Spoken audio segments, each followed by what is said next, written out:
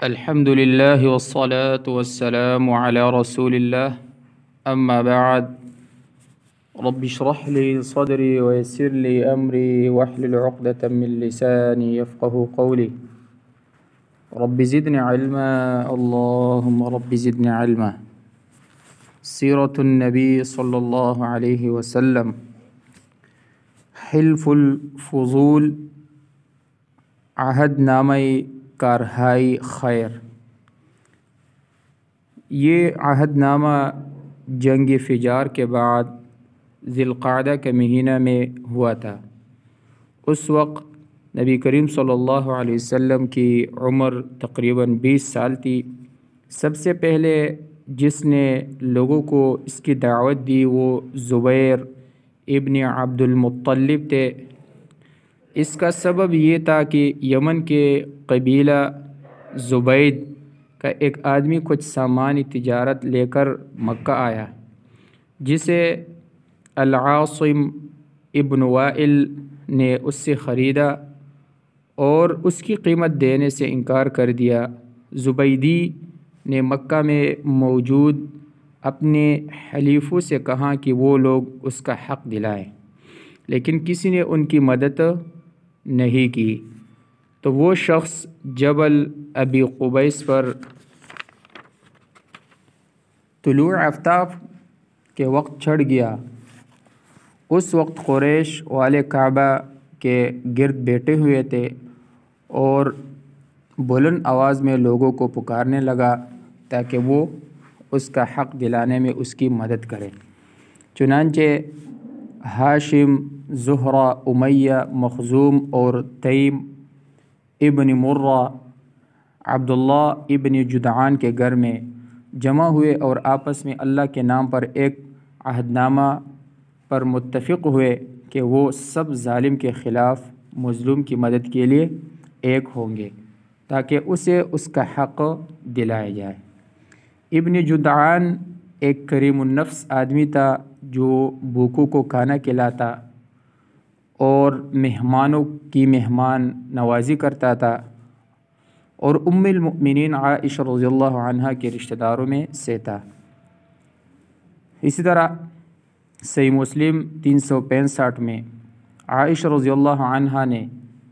آپ صلی اللہ علیہ وسلم سے اس کے بارے میں پوچھا کہ کیا قیامت کے دن اس کا یہ جود اور کرم اور اس کے لیے نفع بخش ہوگا؟ تو آپ صلی اللہ علیہ وسلم نے فرمایا نہیں، اس نے ایک دن بھی نہیں کہا کہ میرے رب قیامت کے دن میرے گناہوں کو معاف کر دے۔ اس حدیث کو امام مسلم رحمہ اللہ نے اپنی کتاب الصحیح میں روایت کیا 365 نمبر پر۔ قریش نے اس عہد نامے کا نام حلف الفضول یعنی عہد نامہ کارہائی خیر رکھا۔ عربوں کی تاریخ میں یہ سب سے پاکیزہ مقاصد والا عہد نامہ گزرا ہے اور نبی کریم صلی اللہ علیہ وسلم نے اس میں شرکت کی تھی اور اس سے بہت زیادہ خوش ہوئے تھے۔ اسی کا نام نبی کریم صلی اللہ علیہ وسلم نے حلف المطیبین اچھے لوگوں کا عہد نامہ رکھا۔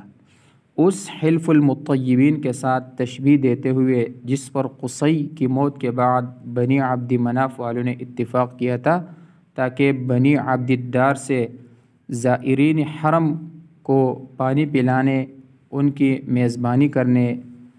علم برداری، دار الندوہ اور باب کعبہ کے نگرانی جیسے اپنے چھینے ہوئے حقوق کو واپس لے کر سکے۔ جیسے کہ شیخ البانی رحمہ اللہ کہتے ہیں کہ اس کی سند حسن ہے اور اس کی تخریج اپنی کتاب الصحیحہ میں حدیث نمبر 19 کے تحت کی ہے۔ جبیر ابن مطعم رضی اللہ عنہ سے روایت کی ہے بیہقی نے کہ رسول اللہ صلی اللہ علیہ وسلم نے فرمایا میں اپنے چچا زاد لوگوں کے ساتھ اس عہد نامے کے وقت موجود تھا اور میں اسے ہرگز پسند نہیں کروں گا کہ سرخ اونٹوں کے بدلے اس کی خلاف ورزی کرو۔ اور اسی طرح صحیح ابن حبان 4373 اور 4374 اور یہ بات ہمارے شیخ البانی رحمہ اللہ نے کہی ہے،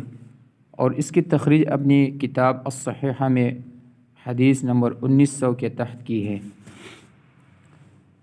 سیدنا ابی ہریرہ سے روایت ہے کہ آپ صلی اللہ علیہ وسلم نے فرمایا، میں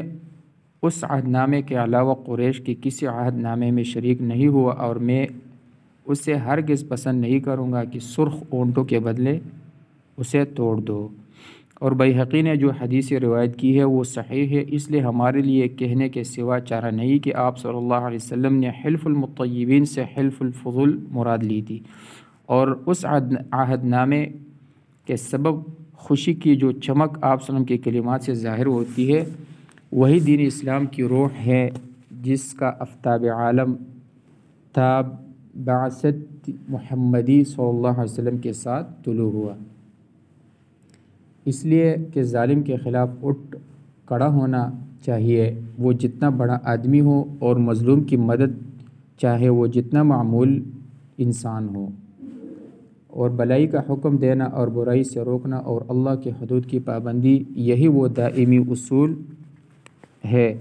جن کے سبب یہ دین اسلام ہر زمان اور مکان کا دین ہے۔ رب العالمین سے دعا ہے کہ صحیح معنی میں دین سمجھنے اور اس پر عمل کرنے کی توفیق عطا فرمائے۔ ھذا من عندی واللہ اعلم بالصواب۔